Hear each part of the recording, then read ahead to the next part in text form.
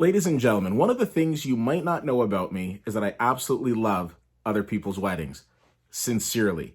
I've been to many weddings. I've emceed many weddings. I just love it. I'm a romantic at heart, and I like seeing a couple share their love. But I also love seeing some of the funny things at weddings. Like that part where the minister says, if there's anybody who thinks these two shouldn't be together, speak now or forever hold your peace. Somebody going to say something? Or when they're throwing the bouquet and the excitement in a woman's face as she's trying to catch the bouquet and the anguish in her partner's face. Oh my God, what if she does? Are we going to get a good DJ who's going to mix in some old school R&B? Or is it going to be YMCA all night? I like to get all suited and booted, go to a wedding and have myself a good time. Even before the world turned upside down, I hate to say it, but I did not have any 2020 wedding invitations. Guess it was a slow year. Netflix must have felt my pain because they recently dropped a film called Love, Wedding, Repeat, and I'm very happy to talk to you about it. Now, in this movie, we meet Jack. Jack is played by Sam Claflin. Some of you might recognize him from The Hunger Games, as well as Me Before You. He's done a lot of serious dramatic work. Now he gets to cut his teeth on some comedy. In this film, Jack is dealing with the fact that he's at his sister's wedding. It's a beautiful occasion. He's very close with his sister. He's got her back. But now a couple of things have come up. First of all, her ex unexpectedly and uninvited shows up at the wedding. I guess unexpectedly and uninvited, kind of the same thing. Let's move on. He's also sitting at a table with his ex, played by Frida Pinto, and her new boyfriend. And there's some hostility there. And then there's the one that might have gotten away. Somebody that he met like earlier on in his life who's at this wedding now, played by Olivia Munn.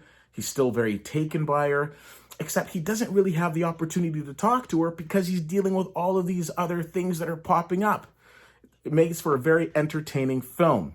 Now, one of the things I loved about this movie is the director, Dean Craig, not sure if he's related to Daniel, does such a great job of developing characters and just making the most of the cast that he has. He's no stranger to doing ensemble work because this is the same director who wrote the script for Death at a Funeral, which was a big ensemble film that came out like early 2010, somewhere around there.